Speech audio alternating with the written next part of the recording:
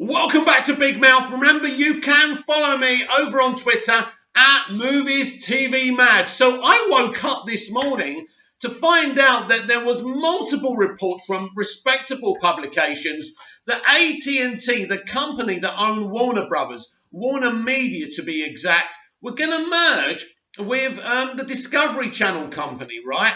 Now, this is huge. Now, just a moment ago, The Hollywood Reporter confirmed that the companies in question have confirmed there is going to be a merger. Now, I want to get into this and give you my take on it. First of all, I'm going to read you out the article. Then I'm going to explain to you in layman's terms what this means. What this means for us, the geeks and the nerds, because it's interesting. So let's give this a read. It's official. AT&T and Discovery detail merger plans. The companies officially announced the merger of Warner Media and Discovery, detailing their plans with Discovery CEO David Zaslav to serve as CEO of the new company. Right, so this is important. So first of all, the Hollywood Reporter are saying that this is actually not a merger between AT&T and Discovery, but this seems to be a merger between Warner Media and Discovery. So the companies officially announced the merger of Warner Media and Discovery. So that's an interesting take. So I thought it was actually a merger between AT&T and Discovery. Doesn't seem to be the case. So let's take a look at this. So AT&T and Discovery Inc. have made it official, unveiling their plan to merge their media and entertainment assets. So what this actually means is all the media and entertainment they own will be under a new banner. They're merging them together to make a new company. So I really want you to understand this in layman's terms. I don't want to confuse you. So AT&T and Discovery have made it official of unveiling their plan to merge their media and entertainment assets in a deal that will bring together TV channels like CNN, TBS, TNT, HGTV, Food Network, and Discovery Channel, the Warner Brothers Film Studio, and streaming services HBO Max and Discovery. So this is a media deal. So this is not basically the whole of AT&T merging with Discovery. That's important. So I wasn't under that impression. So this is why we have to read the details instead of just the links to headlines. Under the terms of the deal, Warner Media and Discovery will merge for a complex all-stock move called a reverse Morris transaction that would see AT&T receive a $43 billion in cash debt securities and Warner Media's retention of certain debt. And AT&T shareholders would receive stock representing 71% of the new company. So they're creating a new company. So in no uncertain terms, Warner Media won't even be called Warner Media anymore. So this is about literally Warner Media and Discovery merging together as one huge entertainment company. Now, first of all, my take on this is that AT&T are a financial clusterfuck.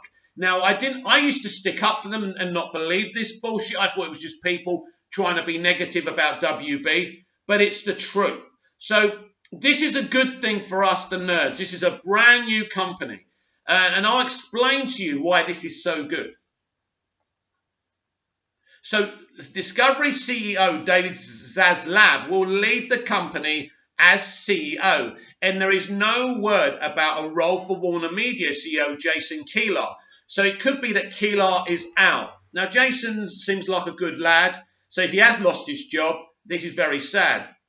The merger is just the latest example of consolidation in media and entertainment space in recent years, as companies jockey to scale up in order to take on streaming video giants like Netflix and to a certain extent YouTube. In December 2019, Viacom and CBS re-merged after being split by owner Sumner Redstone in 2006. The newly crowned Viacom-CBS launched a new streaming service, Paramount Plus, earlier this year.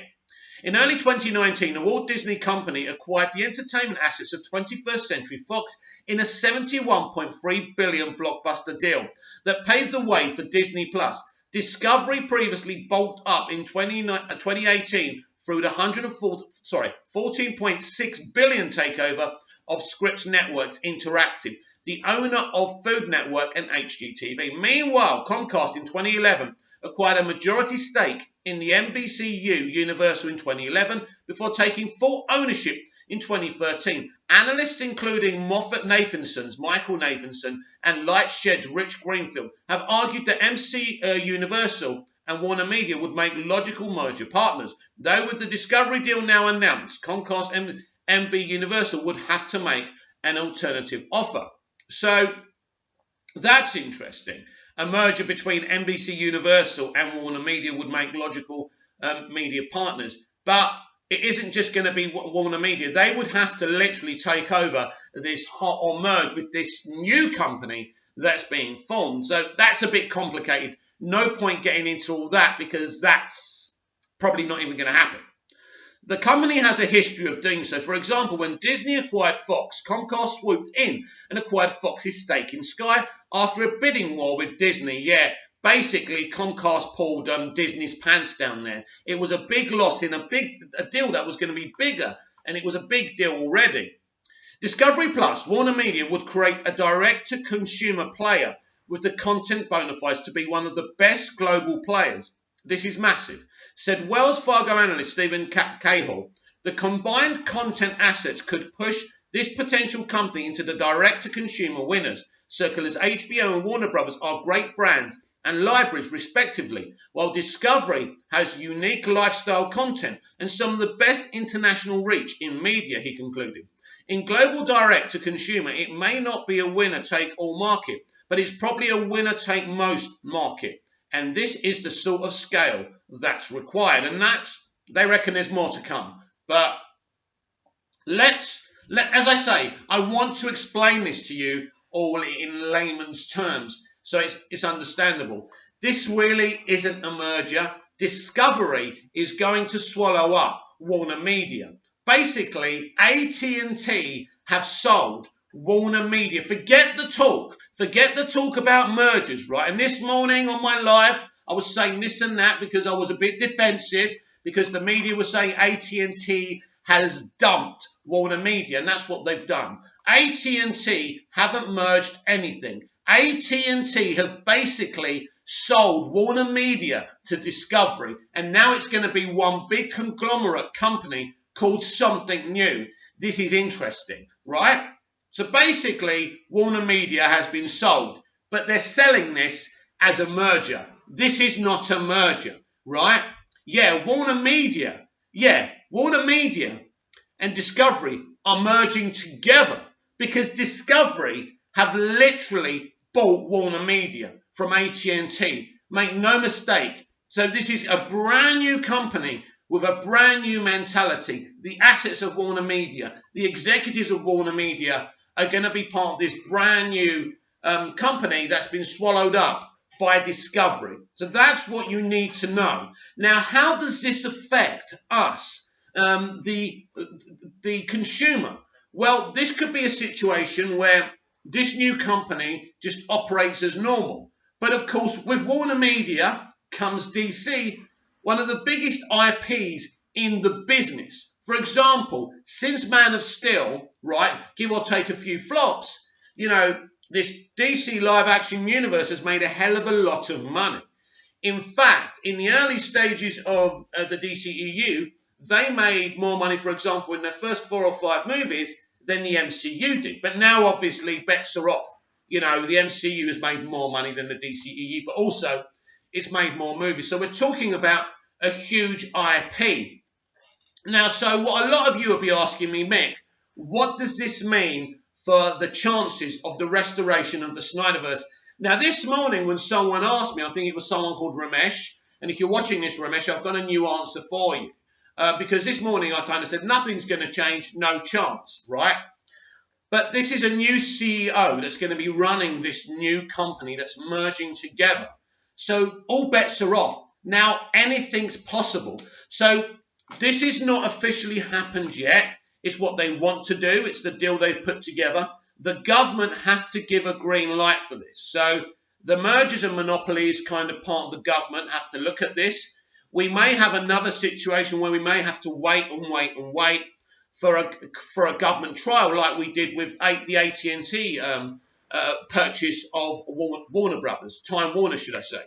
I hope that's not the case, because the sooner we can get this deal done, then we can know what's happening.